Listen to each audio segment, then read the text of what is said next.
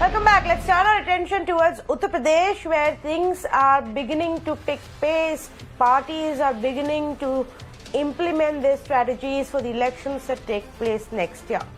And we're going to specifically talk about this new strategy. It's not actually exactly new, but it is becoming more bold and being done at a larger scale now by the BSP.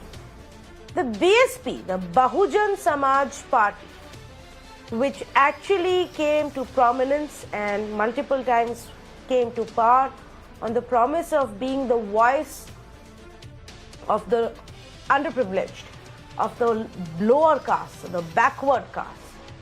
On this, Anand Dubey, respond to the claims that the BSP is making. देखिए, सबसे पहले मैं इस बात की शुरुआत करना चाहूंगा कि मायावती जी ने 4 दिन पहले क्या बयान दिया कि ब्राह्मण जो है बहक गया था। आप ये कह रहे हैं कि ब्राह्मण जो है वो विचार निर्धारण का काम करता है, समाज को दिशा देने का काम करता है, और बहन मायावती जी कहती है कि ब्राह्मण बहक गया है।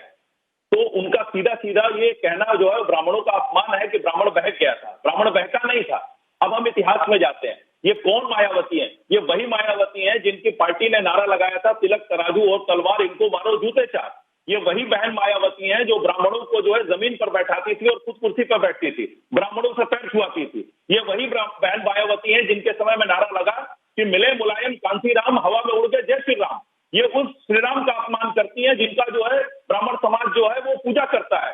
और आज मैं आपको बताना चाहता हूं कि अयोध्या में मायावती कभी नहीं गई, जय श्री राम का नाम अपने मुंह से उन्होंने कभी नहीं लिया, लेकिन आज जब ब्राह्मण सम्मेलन करने की बात हुई तो उन्होंने इसकी शुरुआत अयोध्या से की। इनके नेता अयोध्या में जाकर जो है भगवान श्री राम के मंदिर में जाकर दर्शन कर रहे हैं, वहां साधु सन्यासियों से मिल रहे हैं। तो कुल मिलाकर ब्राह्मण समाज जो है वो अच्छी तरह से जानता है कि मायावती जी सिर्फ और सिर्फ वोट लेने के लिए उनको हथियार के रूप में इस्तेमाल करना चाहती हैं। मायावती के ब्राह्मणों के प्रति कोई इज्जत नहीं है। यही मायावती और इनकी पार्टी है जो ब्राह्मणों को मनुवादी कह के गालियां देती थी। आप बताइए, अगर मायावती जी ब्राह्मणों की इतनी हितैषी थी तो सवर्ण आरक्षण कानून ये क्यों नहीं लेके आई? बताइए। दूसरी चीज, ये लोग न राम के हैं, न परशुराम के हैं, न किसी काम के हैं, और काट की हांडी बार बार नहीं चढ़ती है। उत्तर प्रदेश की जनता इनके जाति और जमात की राजनीति को देख चुकी है कि किस तरह से ये लोग जातियों को, जमात को धर्म के नाम पर, जाति के नाम पर राजनीति करते चले आए हैं। और उत्तर प्रदेश की जनता ने इनकी राजनीति को समझ लिया है और इसीलिए बार बार इनको ये सबक सिखा रही है।